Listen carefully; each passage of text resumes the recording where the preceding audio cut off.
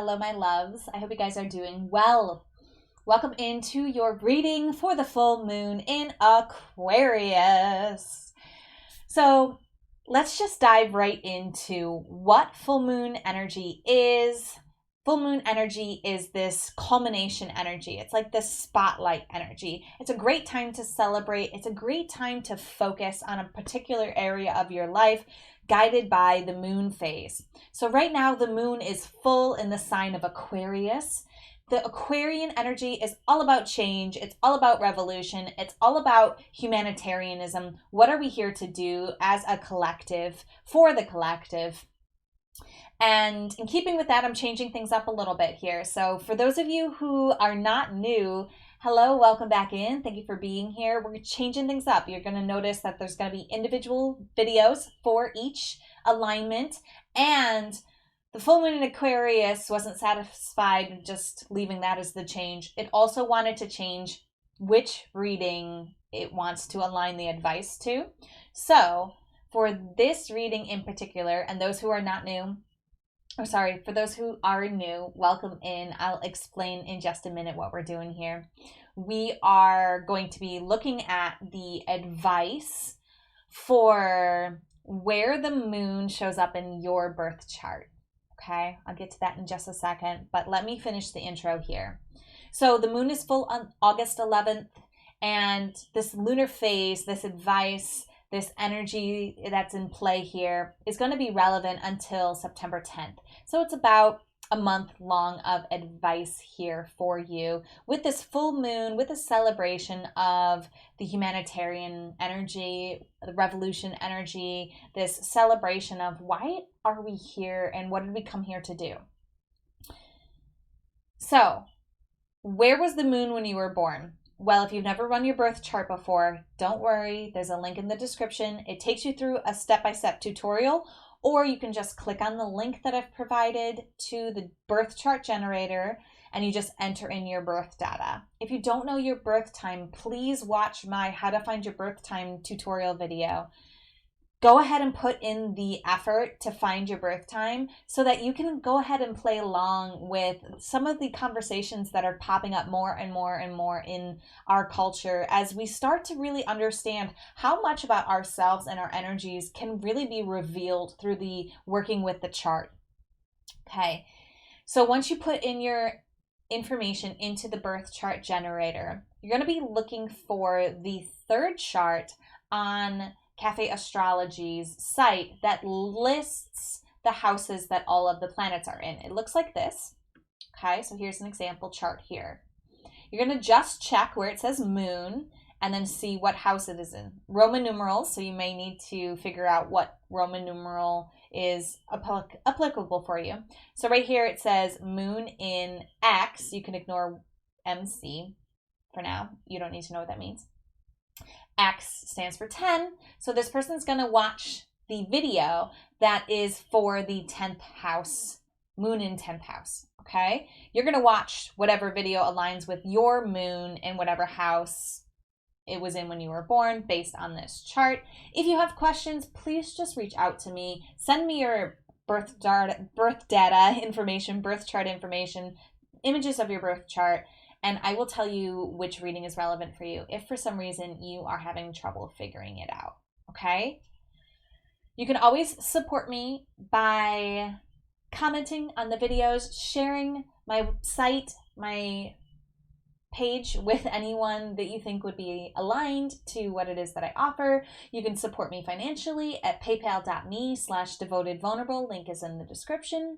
And you can also check out my website, devotedandvulnerable.com/services. You can get a reading with me there. And you can support me in all sorts of fun things that I have going on that site as well. Okay. And with that, let's get into the individual readings. Okay, so the moon was in the second house when you were born. If it was, this is your reading for the full moon in Aquarius. We're going to be using the Angel Therapy deck by Doreen Virtue. And let's talk for a moment here about what the second house represents. So the full moon in Aquarius was very specific with me. It really wanted me to focus you on where in your life you're most emotionally active. Okay, so what sign the moon was in when you were born is the energy of your emotions, but the placement, the house that the moon was in when you were born, is where that energy shows up in your life, expresses in your life. Okay, so this is the second house. So your emotions are tied to your value system, are tied to the house of value, which is all about possessions. It's about finances. It's about self-worth. It's about exchange of goods, exchange of money, and it's about materials.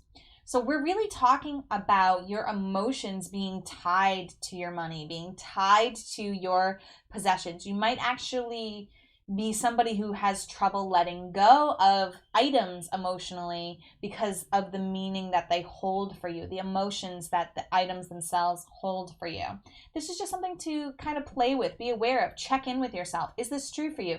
How do my emotions show up in my value system? Is that something that I'm finding is true for me? And now we're going to draw your card. Okay. So I got the Angel Therapy deck here, and we're going to find out for the second house, moon in second house, when you were born, what is your full moon in Aquarius advice? Here it is. Okay. Interesting. Okay. Give me a second, and you're going to see it all big and focused over there on the side. Shield yourself. Protect yourself from harsh or fear-based energies by envisioning a cocoon of healing light surrounding you. Okay. Harsh and fear-based energies is what you're protecting yourself from. And since this is in your second house, I'm also going to invite you to imagine that your possessions are also surrounded by this light. Okay? So you're just going to close your eyes here. Take a deep breath. And visualize that you're in a big, big room with all of your possessions. Just see them all kind of like popping up and organizing and randomly placing themselves around you. And you're just going to imagine that on the outside of this room is a huge circle of light forming. And you're just going to ask that the circle of light, so you want to say this out loud or in your head, dear circle of light, please protect me and my possessions from harsh or fear-based energies. Thank you so much for your healing light and your protection. And then you're just going to open your eyes. Okay. Seems really simple. Seems very practical, actually. Very interesting that the Aquarius energies are giving us like very practical advice with this moon phase. And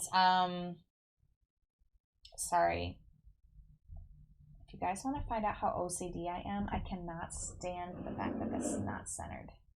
Okay. I feel so much better. All right, I'm back with you. Cool. I'm not centered either, and that's also driving me crazy, but it's two different cameras, and okay.